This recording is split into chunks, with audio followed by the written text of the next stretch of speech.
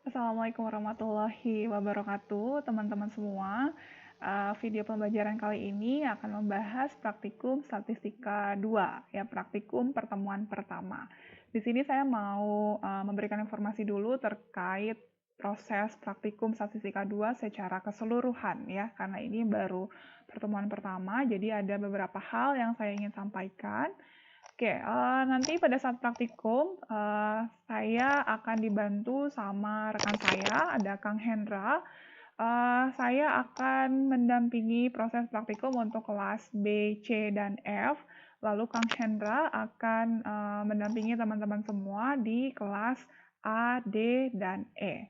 Insya Allah untuk kelas A, D, dan E, Kang Hendra sudah saya masukkan ke grup kelasnya masing-masing. Lalu literaturnya tentunya ini masih sama seperti yang di kuliah seperti biasa, plus nanti teman-teman semua akan mendapatkan modul praktikum statistika 2 yang sudah tim buat gitu ya, saya dan tim buat. Oke, ini mengenai jadwal praktikumnya, jadi ada dua waktu yang saya gabungkan. Untuk hari Senin jam 9 sampai jam 10.40 untuk kelas A dan D, saya akan gabungkan kelasnya dan teman-teman semua untuk kelas A dan D akan ditemani oleh Kang Hendra sebagai dosen pengampunya dan 4 orang asisten. Ada Nafisa, ada Yusraf, ada Indah, dan ada Salsabila. Lalu untuk kelas B dan C, itu saya sendiri. Nanti kita akan kuliahnya di jam 15.40 sampai 17.20. Lalu asistennya ada Neni, Sura, Vina, dan Izal. Lalu kelas E itu oleh Kang Hendra, ini sesuai dengan jam kuliahnya. Asistennya ada Vina, Yusraf, dan Rizal. Lalu terakhir kelas F itu Jumat pagi, sama seperti kuliahnya juga. Asistennya Nafisa, Neni, dan Sabil. Ya, jadi nanti di setiap kelas praktikum akan didampingi oleh asisten yang bisa menjadi atau teman-teman bisa nanya langsung ke asisten ketika mengalami kesulitan dalam proses praktikum. Ya, lalu di sini saya sudah menentukan untuk supaya efektif nanti pengelompokannya seperti apa, saya minta teman-teman semua untuk membuat kelompok anggotanya atau banyaknya anggota tiap kelompok 2-3 orang, jadi paling banyak 3 orang.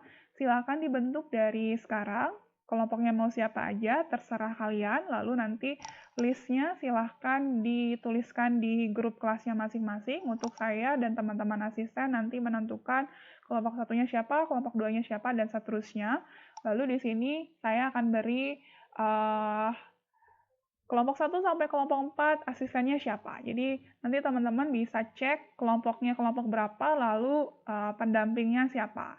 Sehingga nanti dalam proses praktikum, ketika ada kesulitan, menganalisis data, dan seterusnya, teman-teman bisa langsung konsul ke teman-teman asisten pendampingnya masing-masing. Ya. Dan medianya kita akan praktikum secara online lewat Zoom. Nanti link Zoom-nya akan diumumkan di grup kelasnya masing-masing.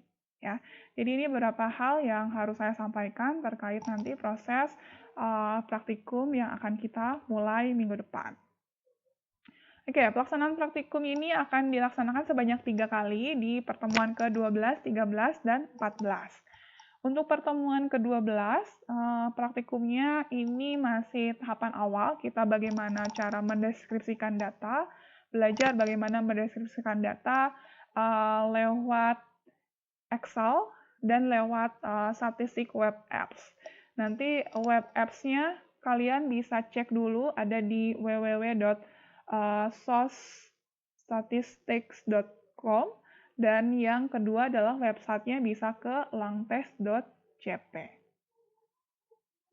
Oke, lalu ini untuk yang pertemuan ke-12. Ini untuk pertemuan terakhir, teman-teman akan diberikan materi tentang bagaimana melakukan pendeskripsian data baik secara numerik maupun secara grafis.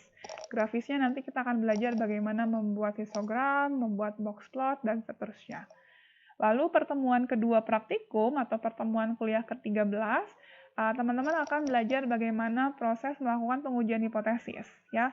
baik untuk di sini untuk 2 sampel, baik untuk sampel yang saling bebas maupun yang saling berpasangan, baik untuk pendekatan statistika parametrik dan statistika yang non-parametrik. Di sini juga kita akan pakai Excel plus statistik web apps yang tadi sudah saya sebutkan.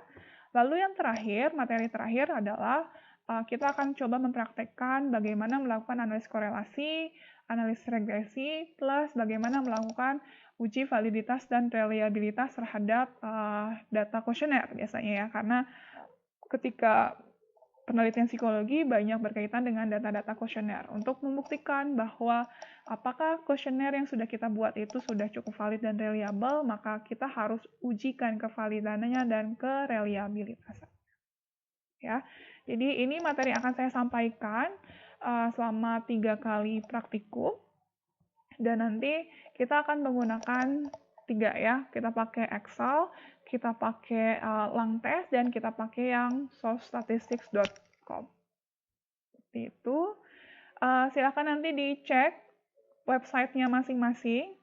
Lalu nanti saya akan berikan tutorialnya untuk mengaktifkan data analis di Excel.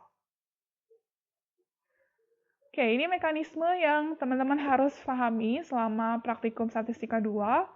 Oke, yang pertama adalah nanti setiap mahasiswa akan mendapatkan modul praktikum yang sudah saya dan teman-teman tim buat. Lalu nanti akan mendapatkan mentor juga, plus waktu tambahan. Apa gunanya tadi teman-teman punya pendamping ya, punya asisten pendamping. Itu kalian boleh bertanya di luar jam praktikum kepada mereka jika menghadapi kesulitan dalam proses analisis data, gitu ya. Lalu yang kedua adalah kita akan melaksanakan praktikum secara daring melalui Zoom. Nanti akun Zoom-nya atau link Zoom-nya akan di-share di grup kelasnya masing-masing. Lalu yang ketiga adalah pada saat proses praktikum semuanya wajib menyalakan kameranya. Ya, jadi tidak ada yang tidak menyalakan kamera, semuanya harus on cam. Karena nanti akan kita cross-check. Siapa yang belum on cam, nanti kita akan ingatkan. Lalu yang berikutnya adalah selama proses praktikum kurang lebih sama seperti proses kuliahan yang seperti biasa ya. Maka nanti akan dapat materi, modul atau yang tadi saya bilang. Lalu akan dapat video tutorialnya, dan video tutorial ini saya akan share maksimal H-1 sebelum jadwal praktikumnya. Sehingga teman-teman nanti bisa coba sendiri dulu di tempatnya masing-masing. Nanti pada saat praktikum hanya tinggal overview dan menyampaikan atau diskusi kesulitan apa yang dihadapi pada saat menganalisis data seperti yang ada di video pembelajaran. Seperti itu. Lalu yang berikutnya adalah tadi sudah saya sampaikan bahwa setiap mahasiswa akan punya mentor atau asisten pendamping yang kalian bisa berkonsultasi di luar jam praktikumnya. Ya, jadi bebas, boleh bertanya hal apapun.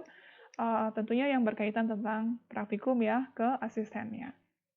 Lalu ini saya beri toleransi maksimum. Saya harapkan teman-teman semua bisa bergabung di Zoom-nya 15 menit sebelum kegiatan praktikum dimulai.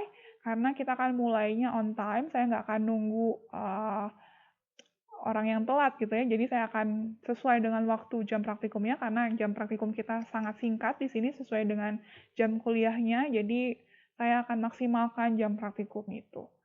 Dan saya harapkan pada saat masuk ke akun Zoom, kalian bisa masuk dengan format seperti yang sudah saya tuliskan di slide ini. Kelas _ 5 digit terakhir NPM-nya, lalu nama. Supaya nanti teman-teman asisten mudah dalam proses absensi. Ya. Jadi pada saat proses praktikum, nanti teman-teman akan dibagi link absensi tersendiri. Plus juga harus ngisi juga link absensi di kuliahnya masing-masing, seperti yang sudah biasa dilakukan oleh dosen pengampunya masing-masing. Ya, cuman jangan lupa nanti akan ada absensi praktikum juga. Nanti linknya akan dibagi di kolom chat pada saat praktikum melalui Zoom. Nah, ini adalah tugas besar kalian, tugas akhir pelaksanaan praktikum. Jadi tadi saya minta bahwa teman-teman diminta membuat kelompok yang setiap kelompoknya berisikan 2-3 orang. Nanti tugasnya apa? Jadi kalian diminta untuk menganalisis data real case, data penelitian psikologi. Jadi nanti kalian boleh ambil dari manapun. Yang jelas datanya boleh dari skripsi atau boleh dari jurnal, yang kalian ambil ada real case-nya. Kalian coba analisis secara statistik, seperti yang sudah kita pelajari di kuliah maupun di praktikum. Dan nanti saya minta bentuk laporannya adalah dalam bentuk video kreatif. Ya, jadi kalian buat video dari mulai proses pengolahan sampai terakhir menjelaskan hasil analisisnya dan menginterpretasikan kesimpulannya seperti apa. Ya, jadi dalam bentuk video, nanti detail aturan-aturan videonya akan saya sampaikan di kelas masing-masing, ya, atau di file yang berbeda. Jadi nanti saya akan buat aturannya, tata cara, bagaimana atau hal-hal apa saja yang harus disampaikan dalam video.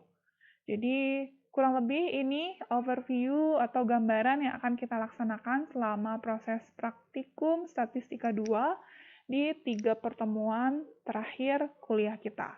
Semoga praktikum nanti berjalan dengan lancar. Saya minta kerjasama dari teman-teman semua. Jika ada kesulitan, jangan sungkan untuk menyampaikan itu di grup atau pada saat kita praktikum. Oke, saya akhiri video hari ini. Nanti saya akan buat video lanjutannya untuk menjelaskan materi apa yang akan disampaikan di pertemuan pertama. Sampai ketemu di video berikutnya. Assalamualaikum warahmatullahi wabarakatuh.